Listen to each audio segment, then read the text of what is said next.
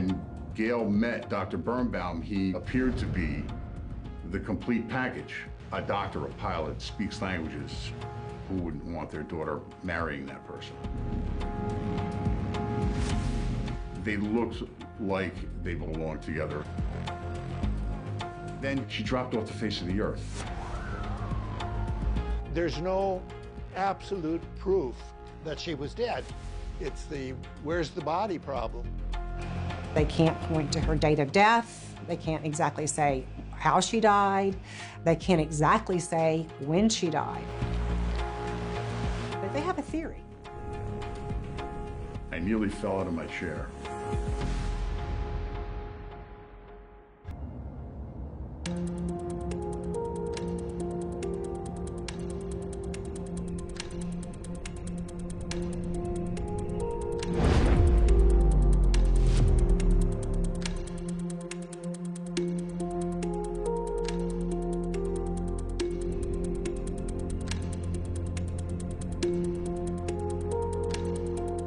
Gail Katz has been missing for a few years. Gail Katz was somebody who was expressive and was somebody who was creative. She was very, very bright and very motivated. She was very alive. She was very friendly. She made friends easily. She was very close with her family. She had siblings that were quite a bit younger than her, but they all looked up to her as a great big sister.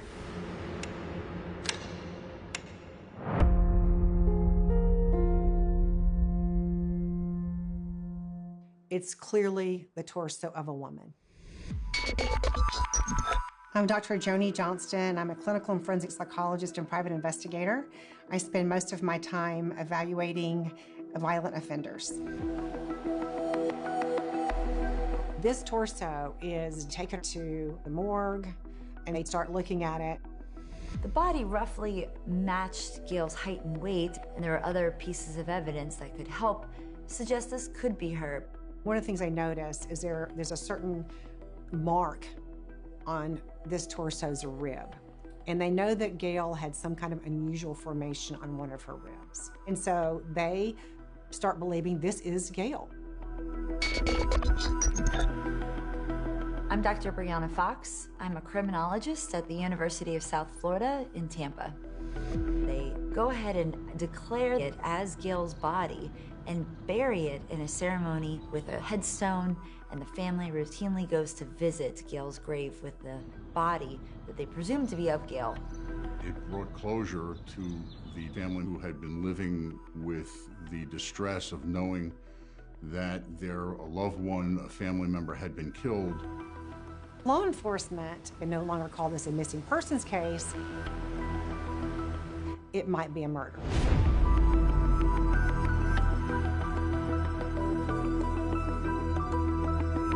The case fizzled out, and it went cold. There was no more investigation to be done. Every step that they could take had been taken.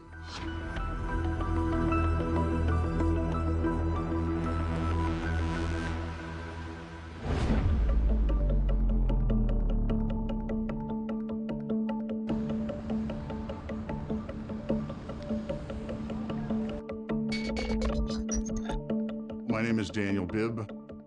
From 1982 to 2004, I was an assistant district attorney in the New York County District Attorney's Office. Andy Rosenzweig was the chief investigator of the disappearance of Gail Katz back in 1985. And for lack of a better word, I think that this case was burning a hole in his head for years. And Andy asked us if we would be interested in assisting in a reopened investigation.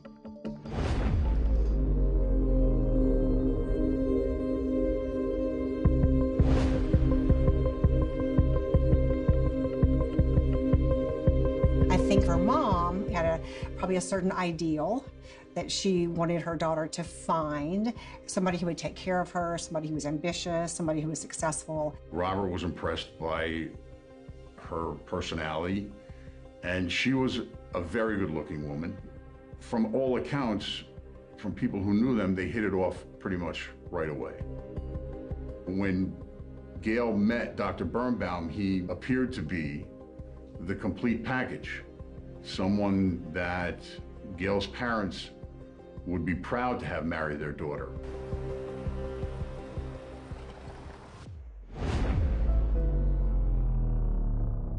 Robert Birnbaum is a New York native, raised on Staten Island.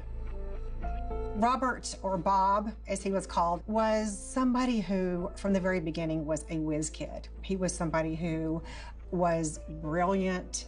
He not only finished medical school at the age of 22, a lot of people haven't even finished college at the age of 22.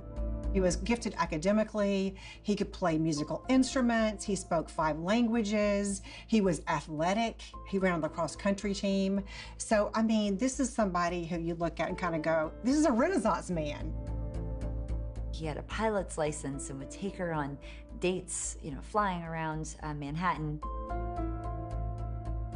Gail was at that time a student. She was working odd jobs in Manhattan.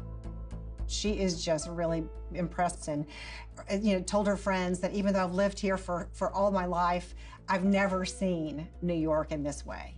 And so at the very beginning, it's almost like a magical start. For her, catching somebody like him was a dream, and it seemed like this was just a great fit.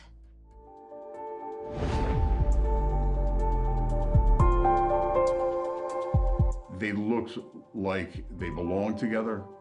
They acted like they belonged together in public. In private, that was another story entirely. They move into an apartment, and things are stressful. I mean, Bob is working, 120 hours a week. He is completing his residency. He's kind of in the trenches. And so that would take a lot of energy. And so when he's home, he's tired, he's stressed. And so Gail finds herself probably feeling, on the one hand, lonely and, abandoned in some ways. So there's some bickering that starts. She was always concerned about their finances. Although they lived in a glamorous Upper East Side building, it was not owned by them. So there were problems from the beginning.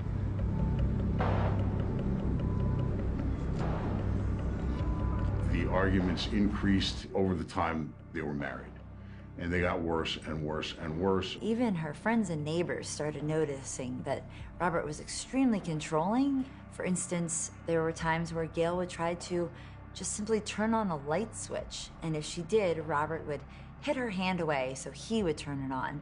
There was literally not a single action that she was able to do without his approval. This was his inability to control his impulses when he saw something that he didn't like. On one occasion, there was a family dinner where Dr. Birnbaum actually demanded his wife sit on his lap, and then he actually fed her. And when she tried to get up and tried to go sit in her own seat, he would sit her back down on his lap and would continue to feed her.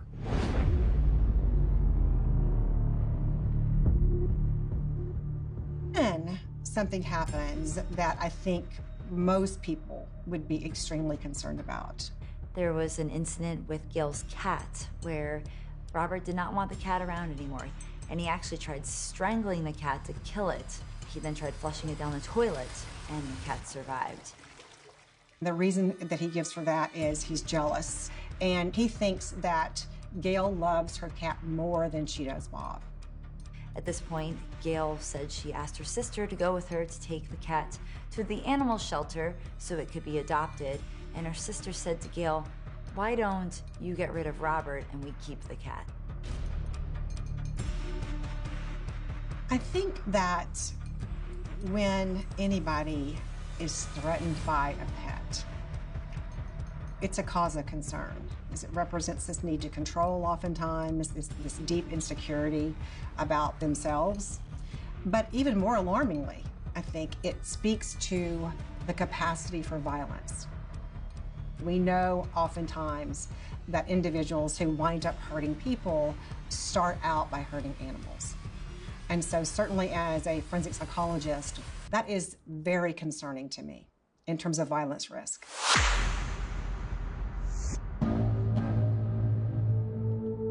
He was extremely bothered by cigarette smoking. And Gail agreed to quit smoking, at least in front of Bob. She was studying for exams, and she was under such stress that she went out onto their balcony and she smoked a cigarette.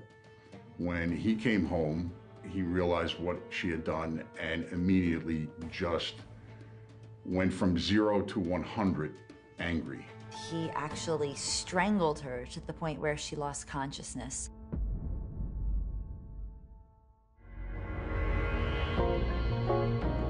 So the arguments weren't just verbal, they got physical. And the violence was always him on her. Strangling is one of the biggest red flags in terms of somebody's potential to kill. I mean, if somebody will put their hand around your neck and they will choke you until you pass out, they'll kill you. I mean, that's something that we talk about with domestic violence victims all the time.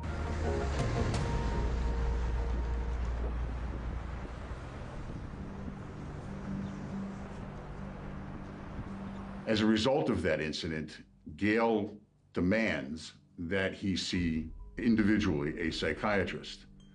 And he gets to Dr. Stone. And Dr. Stone does an evaluation over a number of visits with Dr. Birnbaum. He says that after the first session, I thought this guy is a violent psychopath. You know, this guy is so scary to me. And he agrees to see Bob and treat him under some very strict and some very unusual parameters. He asked him to take out a life insurance policy that if Bob Birnbaum hurt Dr. Stone, that Dr. Stone's children would get like $1 million apiece in life insurance, something I've never heard of, you know, as a clinician. And Dr. Stone feels so strong about Dr. Birnbaum's potential for violence that he drafts what's called a Tarasoff letter. And the Tarasoff letter is basically, it's named after a case from California that basically places a duty on a psychiatrist or any doctor. If a person they believe is violent and can be violent towards a specific individual person, that they warn that person. And in a meeting with Gail, he presented Gail with the Tarasoff letter. It essentially says, it is my professional opinion that you are in extreme danger, that it is not safe for you to be living with this man, that he's capable of violence, and that if you do not follow my advice, I'd like you to sign this, which basically says, I've warned you. The only way that she could deal with it is the way she's been dealing with all of Robert's red flags, which is denial. Gail refused to sign, and they stopped going to their therapy sessions with that psychiatrist.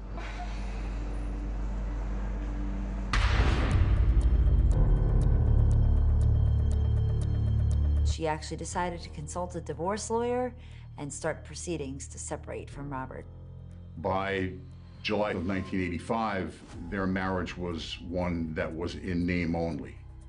But both of them, apart from each other, told their friends that there were problems in the marriage. As a matter of fact, he told one of his friends that he was so mad at her that he could kill her.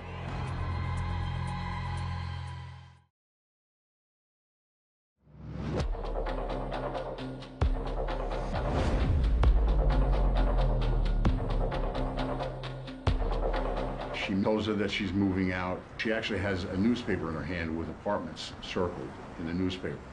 She's looking for an apartment. She's in love with somebody else. She also tells the friend that I have this letter. I have this letter from his psychiatrist that says he's a danger to me. I can use this as leverage in a divorce proceeding, because obviously he's not going to want that letter to go public.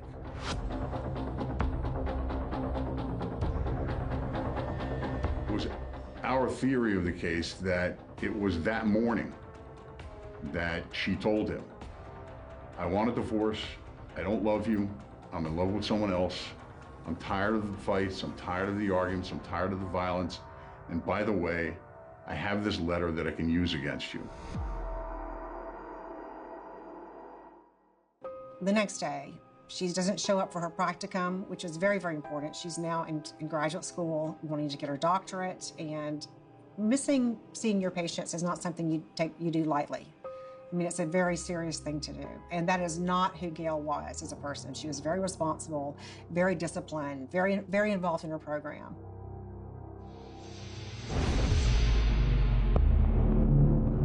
When questioned by the police, Dr. Birnbaum knew that they were suspicious of him. Specifically, in one interview, he actually said to them, you know, this doesn't look right, does it? When a wife disappears or a spouse disappears or a spouse is killed, the other spouse is immediately of concern to the detectives. Even though he's very open with the fact that they've been having a lot of problems, that she's been very unhappy, that she's been considering divorce, he says that he's very upset and concerned about her welfare, and that's why he decided to come forward and report her missing. Robert tells police every single thing about his day, where he was, the times, locations. He tries to provide information about where he last saw Gail at. He was very open. They had gone to the movies together. They had cooked dinner together. The next morning, the two of them had gotten into a big argument. At the same time, I think there was some vagueness to his answers in terms of the timeline. The precinct detective pressed him repeatedly for details. Details that he often would say, I'll get back to you on that. And then he never would. And Detective Dalsas called him at least between 8 and 12 times over the next week and left messages on his machine. Dr. Birnbaum never called him back.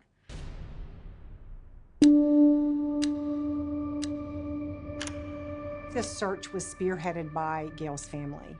They were the ones who were, I think, making the posters and handing them out. Robert Birnbaum did almost nothing to assist in finding his wife. The only things he did were at the urging of her parents and her friends and her sister.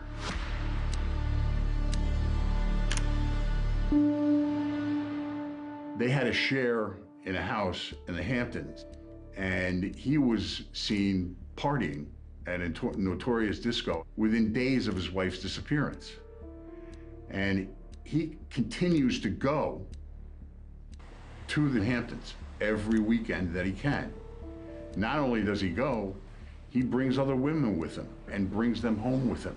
The longer that Gail is missing, and I think as Bob becomes less involved in the search for her and kind of moves on in terms of his behavior, I think that it just becomes more and more evident that, you know, Gail's family is very suspicious of him. And so he gets an attorney to protect his interest. Their thinking is that she may very well be dead already. And of course they're thinking, if she is, Dr. Birnbaum may very well have had a hand in it. Elaine, particularly, Gail's sister, was very suspicious of him, based primarily on the things that Gail had told her about the strangling and about the cat and those kinds of things.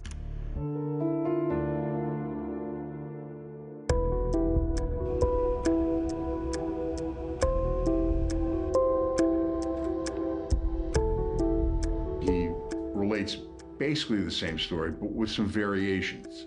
So even his two statements to two detectives days apart were inconsistent from one another. They began asking him some very difficult questions, you know, such as, have you ever physically harmed her? Did you ever choke her? Have you ever hurt one of her cats? He would just say, I don't want to talk about it, or he would change the subject.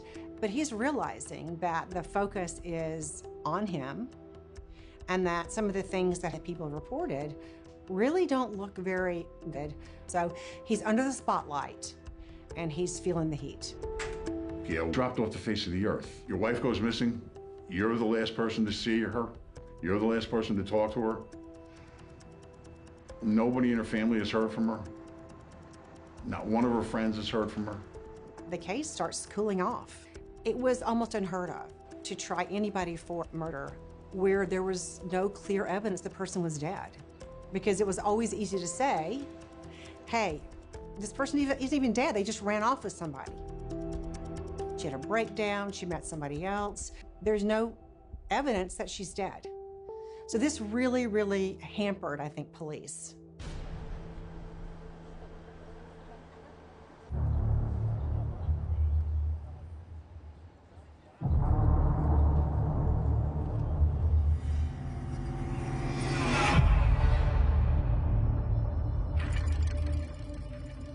Well, the investigation stops because two assistant DAs in the Manhattan DA's office take a look and decide that there wasn't enough evidence to proceed any further. And I think they did have a lot of suspicions relatively early on. Police kind of felt like their hands were tied. Gail Katz's family definitely think that he has killed her, without a doubt. For Gail's family, this is the worst case scenario.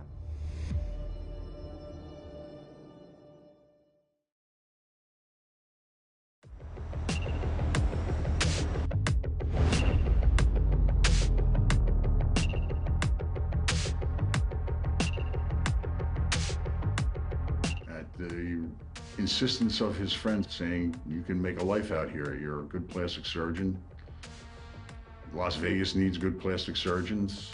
So come out and set up a practice, and that's what he does. One of the things that Robert Birnbaum decided to do when he moved to Las Vegas was to fly down to Mexico every year and help provide plastic surgery for orphans that were either uninsured or didn't have the money to be able to fix the facial deformities that they were born with or received in life. He really does focus initially on repairing cleft palates or reconstructive surgery after somebody's had breast cancer. He's not really focusing on the big bucks, you know, the things that really bring up the money in.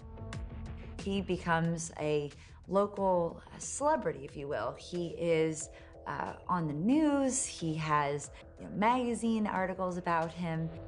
This is somebody who is doing good work here, and at the same time, he's being applauded for this. However, he's not completely changed.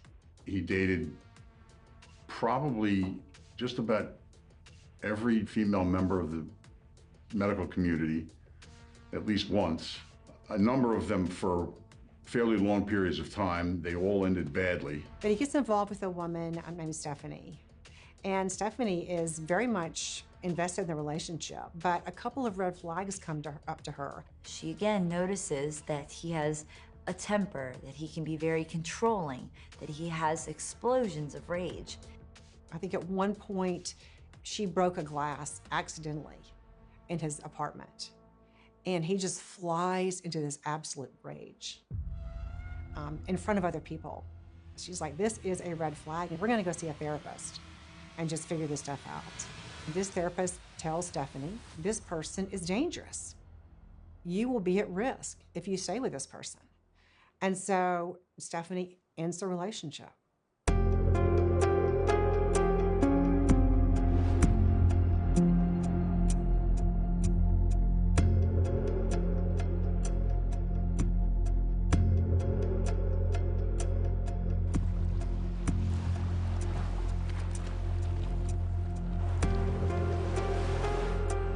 Here's evidence of a body. It's kind of a mixed bag for Gail's family. They want, number one, to find their missing loved one and lay her to rest. They are so happy to at least be able to bury her. Unfortunately, the police end up coming to the conclusion that we just don't have enough evidence to charge Bob.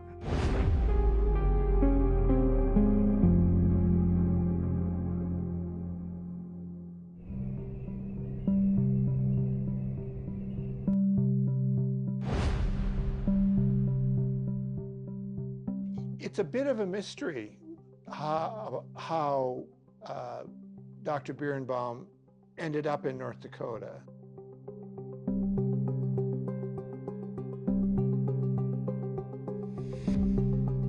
plastic surgeons from New York are not an everyday thing in North Dakota. His new wife is a physician, and they have a little girl. So I think from Bob's perspective, his time with Gail is a chapter in his life that he's probably just put in the back of his mind and believes that this is a closed part of the book of his life. This story started out to be an extraordinary one, and then all of the details that were revealed along the way made it all the more interesting. He was respected, but he was also regarded as a little bit weird. When he had moved to North Dakota, we became aware of an incident where during a fair, a tiger attacked a young boy, and Dr. Birnbaum was instrumental in saving the boy's life and actually did a number of surgeries on him, which we believed he had done for free. And of course, that sort of story endears a surgeon to people. You have to admire the guy.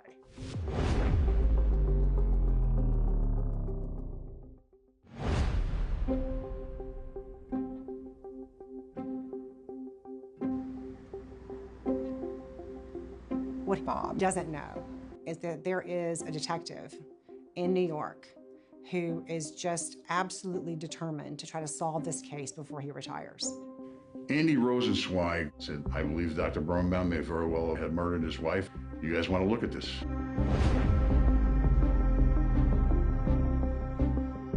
They're trying to piece together what may have happened, and they start by re-interviewing all the witnesses in the case. And they talked to women in Las Vegas that he knew, and it quickly becomes clear. So there were all kinds of inconsistent stories that he told. He told one person that he had hired a private investigator. They'd found her in California. She was waitressing. She was, happy and healthy and all kinds of stuff. So, I think, if you're an investigator, you're like, okay, if you're telling the truth, there's one version of it. When you are telling all different kinds of people, all different kinds of stories, what does this mean? What are you hiding and why?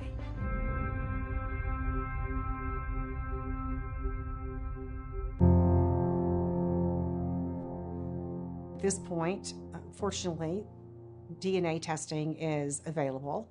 They do DNA testing on the torso, and they find out that this, in fact, is not Gail Katz.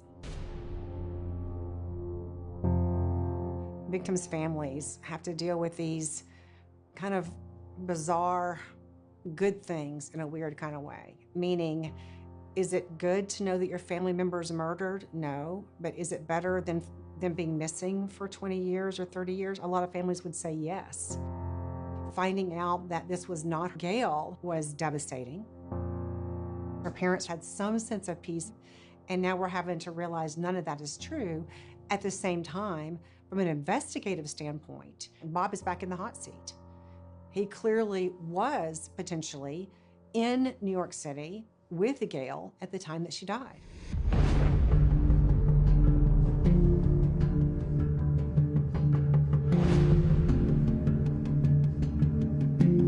They asked, do you know a person by the name of Robert Birnbaum? And they said, yes, of course we know Robert Birnbaum. He flies here all the time. They asked, do you have any records of him flying? And they said, of course, we keep records of everyone who flies here. Detectives then come to discover the incredible piece of information that Robert Birnbaum had actually left out of his story, that he had actually rented a plane on the day that Gail went missing for almost 2 hours. All of this makes investigators incredibly suspicious.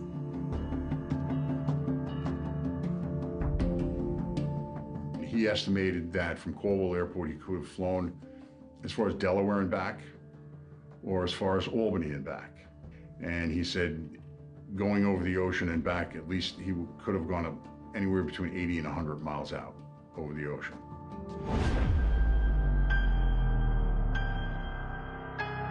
Their theory is that on July the 7th, Bob Birnbaum loses control He murders his wife, likely strangling, and they're saying that I think because he has a history of strangling, not only Gail, but Katz on previous occasions. I believe that his anger went from 0 to 100 in a matter of seconds, and that he strangles her to death, packages her up in a duffel bag, drives her out to a plane in Colwell Airport in New Jersey, and flies over the ocean and dumps her out of the plane.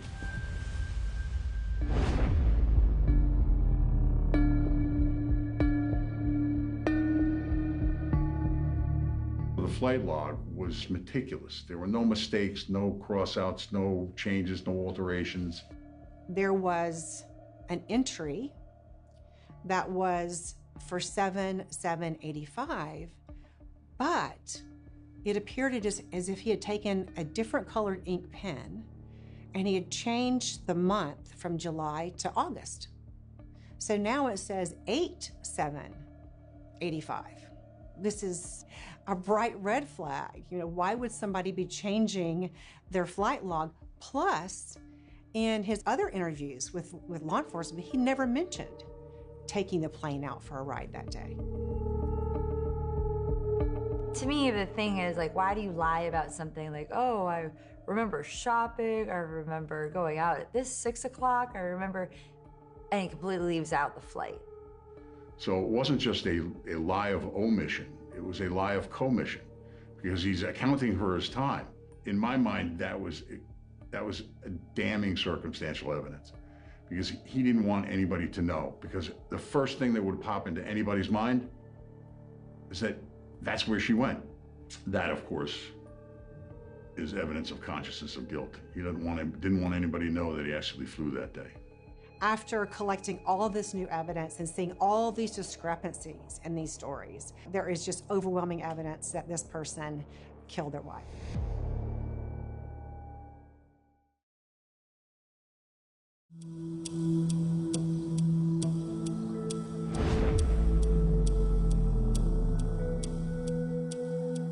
We were essentially unaware of the investigation of Dr. Birnbaum that had been going on in New York. Frankly, I think most Grand Forks people thought he wasn't one of us. And once he was arrested, the sentiment turned to, he's hiding out. Certainly, in the wake of the arrest, Dr. Birnbaum's character sort of morphed, and people came forward with stories about encounters with him. I know a number of physicians who worked with him and knew him well. None of them were his friends. It's difficult because prosecutors can't point to her date of death. They can't exactly say how she died. They can't exactly say when she died, but they have a theory. There was no evidence. There was no forensic evidence. There's no physical evidence. It was a theory that I think was borne out by circumstances. In 2000, 15 years after Gail disappeared, Bob Birnbaum was charged with her murder.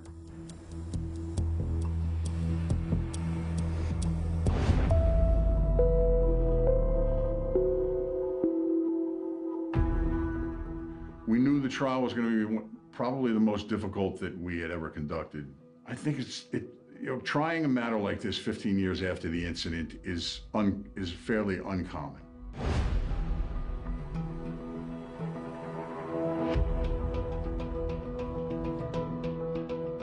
Her doctor, her therapist testified that she was in a great frame of mind, looking forward to getting a divorce from him.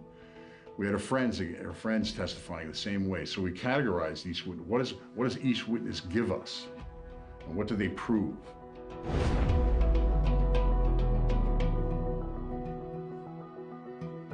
The prosecution showed off the doctored flight records and posited that Gail Katz had been murdered and dumped from an airplane. Prosecutors claim that Because of his extensive medical knowledge, Dr. Birnbaum was able to decapitate and remove the limbs of Gail Katz within 10 minutes of her dying, stuff her body into a bag, move the bag into a vehicle, move the vehicle bag into the plane, then fly the plane, push her body off the plane, and have it never be discovered. This is what they say occurred, and the timeline makes it fit, where he was able to do this without having anyone discover it. During the run-up to the trial, we became aware that the defense, part of their defense was going to be that this was impossible. That given the size of the plane, given her weight, given the size of her body, the fact that it was dead weight, that it would have been near impossible.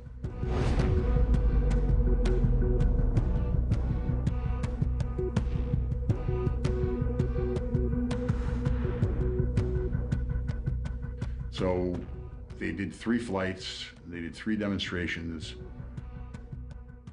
One where he banked the plane to the right, opened the door, and the bag simply fell out.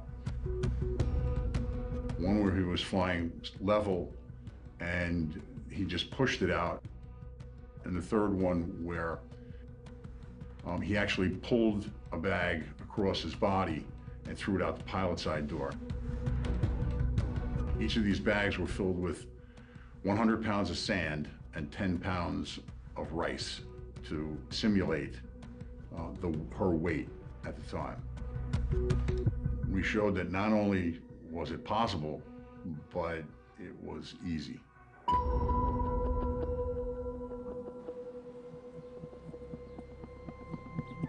My suspicion is that the prosecutor went into the courtroom concerned that the jury might not buy it. You had to buy the police framing of the story. You can never know what's going through a jury's mind. When you're taking a verdict in any kind of case, whether it's a shoplifting, petty larceny, a robbery, a homicide, your heart begins to pound, your blood starts to pump, you feel like your heart's gonna burst out of your chest because you're so nervous, because you don't know what's gonna happen. You don't know if this guy's going home or he's going to jail. The difficulty in a case like this is that there's no absolute proof that she was dead. You know, it's the where's the body problem. You could hear a pin drop in the courtroom once they bring the jury in. Finally, Robert Birnbaum was found guilty of second-degree murder for her death.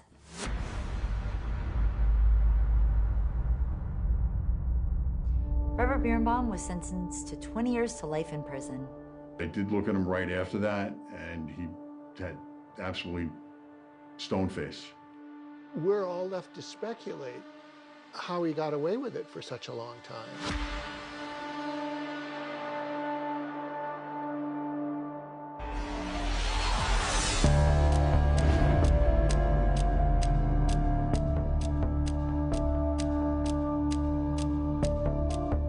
She goes, "Hey, Dan, Robert Birnbaum confessed to the parole board. I nearly fell out of my chair." He goes through a matter-of-fact recitation of, we had a fight, I got angry, I strangled her, I put her in a bag, I put her in a plane, I dumped her out of the ocean. It came off to me as completely flat. No affect, no emotion, no nothing. Basically, was coming clean to the parole board in the hopes that they would see this as remorse and let him out of prison. What was really, I think, gratifying to the prosecution is he essentially said he did it exactly the way they theorized he did it. Which is a feather in their cap.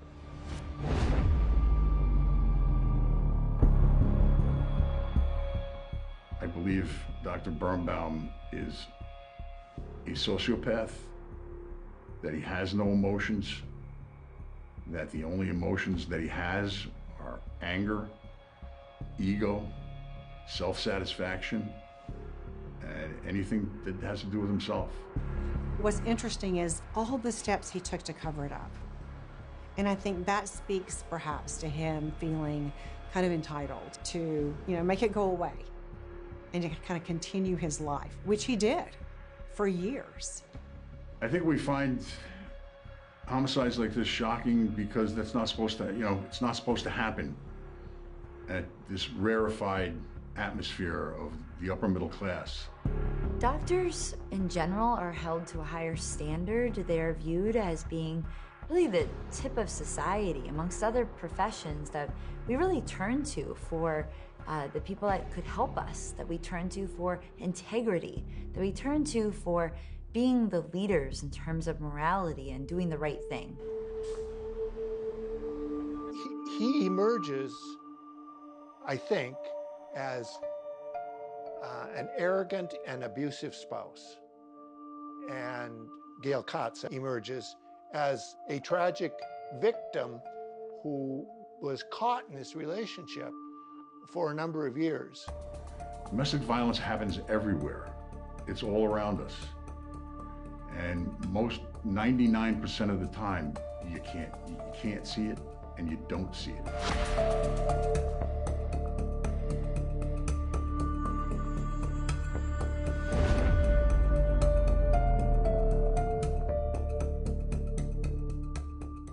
Closure is a word that's overused in situations like this, but a sense of relief that justice has been served, that, despite the fact that he lived the life that he lived, that there was ultimately a penalty, there was a price to pay for his actions.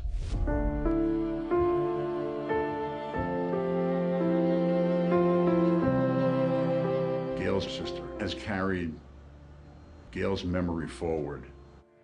And she's not just carried the torch for her sister, she's carried her memory forward in establishing a wonderful center at Pacer University Law School that assists victims of domestic violence. Nothing could be better than that in remembering Gail.